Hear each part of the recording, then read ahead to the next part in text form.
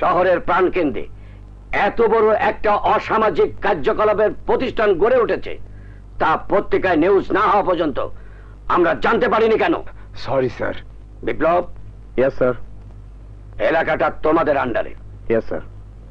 এক্ষুনি রেড দেওয়ার ব্যবস্থা করো। Okay sir. তাই যাও, উপরে নিচে সবখানে সার্চ করো, কেউ যেন পালাতে না পারে। Yes sir. হোস্টেলে রেড দিয়েছে। পুলিশ শান্তি করো। ওই তোরা বসে রয়েছিস কেন? তাড়াতাড়ি যা, পুলিশ বদমাইশি না, চল জায়গা মতো। আসতে শান্তি করুন, সর্বনাশের খবর তো পেয়েছে, এখন কি করব? শরমে আত্মহত্যা করে চান্দির ঠান্ডা করো। সামান্য একজন সাংবাদিককে দূরে কি কেউ করতে পারল না। পত্রিকা সংবাদ বাইর হওয়ার পর পুলিশ রেড দিতে পারে, তা ভাইবার সতর্ক হইতে পারল না। পুলিশকে তো প্রতি মাসে দিচ্ছি, তারপরও ডেমোক্রামি করবে, তা কি করে বুঝবো? তাহলে মানে এমন কোন পুলিশ উপরের নির্দেশেই কাজটা করেছে, তাই অন্য কোথাও ব্যবসা চালু করতে হবে ভাইয়া। তার আগে ওই পুলিশ অফিসারকে ভাষার ভাষা বুঝিয়ে দাও। Shut up! ফের যদি আমার আদর্শকে টাকা পয়সা ধন দৌলত গাড়ি বাড়ি মাপকাঠি ওজন করার চেষ্টা করেন, তারা কারাগারে থেকে বাকি জীবন কাটাতে হবে। আরে আপনি অযথাই চান্দি গরম করছেন। আপনার মতো অনেকে আদর্শের বড়াই করে আমাদের সাথে বন্ধুত্বের সম্পর্ক গড়ে তোলে, কিন্তু আপনি দেখা সাক্ষাৎ করেননি, তাই আমরাই আপনার কাছে এসেছি। যে উদ্দেশ্য নিয়ে এখানে এসেছেন, শুধু মুক্তির বাবা বলে প্রথমবারের মতো ক্ষমা করছি। এই ইন্সপেক্টর, জমের রাজ্যে বাস করে তুমি যে দম নিচ্ছ, ইচ্ছে করলে নিমিষেই আমরা তা শেষ করে দিতে পারি। চুপ! একদম চুপ! যা, বেরো যা বলছি। তা না হলে উল্টা পিঠে চলো যাই ছোট ভাই, চলো চলো চলো। ইন্সপেক্টর, এই তোমার সাথে আমাদের দেখা হবে। আসসালামু আলাইকুম। ছোট ভাই আসো আসো। সেই দেখা তোদের জীবনে কাল হয়ে দাঁড়াবে। এ তুমি কি বলছো? যা সত্য তাই বলছি। ওই কর্মজীবী মহিলা হোস্টেল নামের পতিতালয় থেকে সাথী নামে মেয়েটিকে উদ্ধার করে জানতে পেরেছি তোমার বাবা এর সাথে জড়িত, কারণ চাকরির নামে তোমার বাবাই সাথীকে ওখানে পাঠিয়েছিল। তাহলে আমার বাবাকে গ্রেফতার করছে না কেন? সাথীর অনুরোধে, কারণ মেয়েটি সতীত্ব হারায়নি। তদন্ত করতে গিয়ে যদি মেয়েটির ভবিষ্যৎ নষ্ট হয়ে যায়, তাহলে সমাজে বেঁচে থাকার কোনো পথই মেয়েটি খোলা থাকবে না, আর তাই মেয়েটি কোনো সাক্ষ্য দেবে না। তাতে জোরালোভাবে কোনো প্রমাণ করতে গিয়ে আমি ব্যর্থ হব। বিপ্লব, আমি তোমাকে কথা দিচ্ছি, আমার বাবা এর সাথে জড়িত, তার যদি সুনির্দিষ্ট কোনো প্রমাণ পাই, তাহলে আমি নিজেই তোমার হাতে আমার বাবাকে তুলে দেব।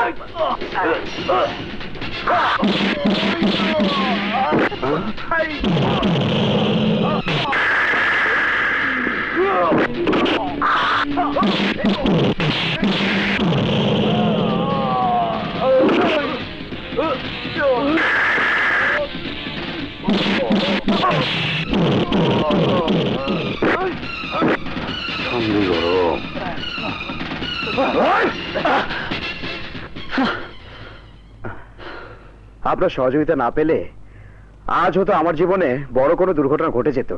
প্লিজ আপনার পরিচয়টা। আমি দুর্জয় চৌধুরী, ক্রাইম জার্নালিস্ট।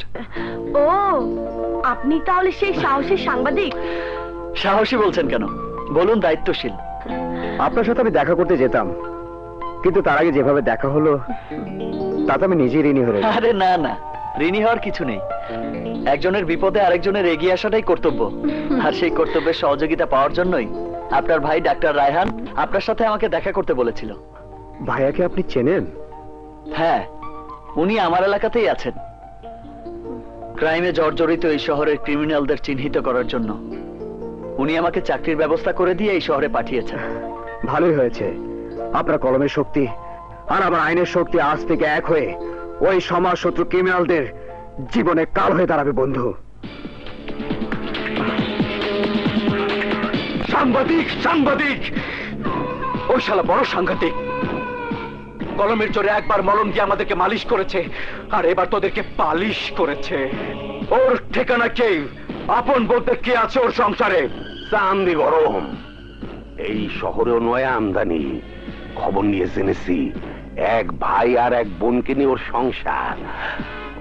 ভাই সাগর তোমার ওষুধ কোম্পানিতে চাকরি করে।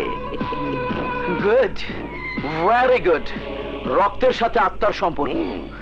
তাই ঢাল যখন পেয়েছি তখন তলোয়ারের আঘাত ঠেকা বই।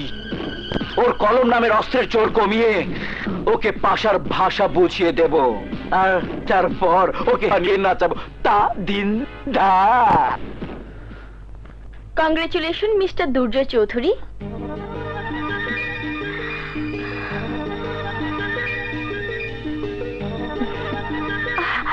কি ব্যাপার দোলা, তুমি হঠাৎ আমাদের বাড়িতে কেন? আজ থেকে মানা আছে? তা নেই, কিন্তু বহুদিন হলো এখানে আছি। কথাবার্তা দেখা সাক্ষাৎ সব বাইরেই হয়।